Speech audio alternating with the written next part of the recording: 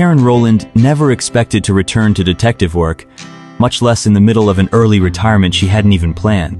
Yet, here she was, watching the ice melt in her margarita, while the Palm Springs sun turned her shoulders a healthy shade of golden brown. She had fought hard for this break years of cases. A near-fatal accident, and too many cups of bad coffee had earned her this moment. And yet, something gnawed at her. A restlessness that even a perfect vacation couldn't shake. Before she could fully sink into that thought, a shadow loomed over her. "You're blocking my sun," she muttered, not bothering to open her eyes. "Figured you'd need a refill," Bill replied, his voice full of that familiar teasing lilt. Karen peeked up over her sunglasses. Her husband, looking far too smug, held out a fresh margarita. "Try to get me tipsy?" she asked, arching a brow. "Just loosening you up a bit," she smirked. "Oh, really? And then what?" Bill leaned in slightly. "Then I'd take you upstairs and wear you out." Karen laughed, shaking her head. Like I ever needed booze for that. It was only their second day in Palm Springs, and already they had fallen into a rhythm of pure relaxation, something that had been missing for far too long. Between work, raising 2 kids, and dealing with the chaos of Portland's never-ending rain, this vacation had been long overdue. Bill settled into the chair beside her, beer in hand, eyes lingering on her a second too long. "What now?" she asked, glancing over. He smirked. "Didn't expect to see you rocking such a tiny bikini." "Hey, not my fault. It's good." "Can't believe I talked you into it, though." "I'm 48, Bill, a mother of 2. Hannah turns 20 next month." "And you still look incredible." Karen felt a warmth that had nothing to do with the sun. But beneath the confidence there was hesitation. She had spent years covering up her right leg, the one that ended above the knee. Yet, today, she had left the prosthetic in the room and lounged by the pool without a care until now. As if sensing her thoughts, Bill took her hand. "You were thinking about getting back into detective work, weren't you?" She blinked. "What?" "You always get that look when your mind's working overtime. The one where you start arguing with yourself," Karen sighed. "I've been considering it. Once Anthony graduates, I don't want to just sit around. I found a cheap office space in the Pearl District. I figured I'd start taking cases again." Bill studied her for a moment before nodding.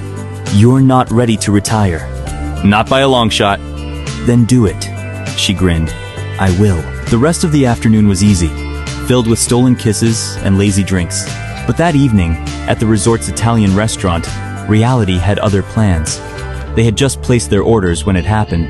A drunk woman at the next table, voice slurred, blurted out, "Did you see that mill by the pool? Damn, cover those legs." Her friend hissed, "Joyce, stop." Joyce laughed. "What? It's not my fault her stumps gross me out." A silence settled over the restaurant.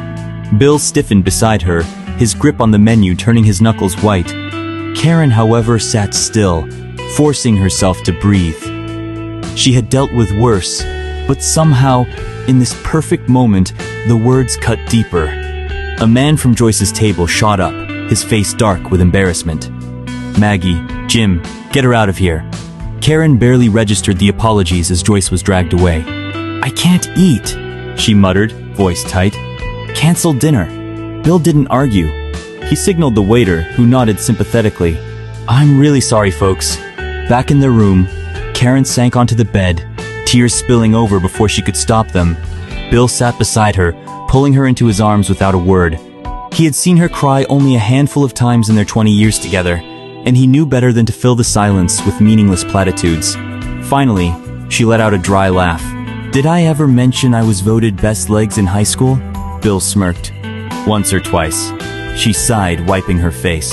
"I'm not letting some drunk ruin our vacation." "That's my girl."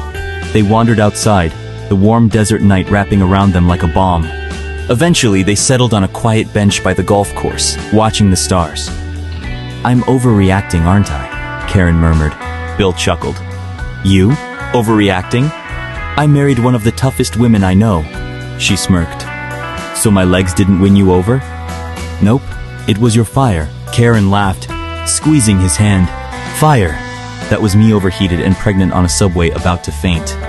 They sat in comfortable silence until Bill nudged her. "Ready to get that drink?" "Absolutely." Back at the bar, the assistant manager approached, slightly winded. Mrs. Rowland, I knocked earlier but saw you here. Mr. Tinsdale left this note for you and, your entire stay has been covered. Karen opened the letter, reading aloud. Dear Mr. and Mrs. Rowland, I want to personally apologize for my wife's appalling behavior. To be blunt, Mrs. Tinsdale is selfish and cruel. Tonight only confirmed why I'm filing for divorce. Please know her words do not reflect how most people think. As a small gesture, your room and all expenses have been covered. Sincerely, Simon Tinsdale. Karen handed it to Bill, who let out a low whistle. Well, I'll be damned. The next few days weren't perfect, but they managed to relax. 4 months later, back in Portland, Karen sat at her desk, cursing at QuickBooks. She might have solved a homicide case last month, but bookkeeping? That was another beast entirely. She let out a long sigh. Whoever said QuickBooks was simple clearly never met me. Business was booming. 3 months in, and Rowland Investigations was fully operational.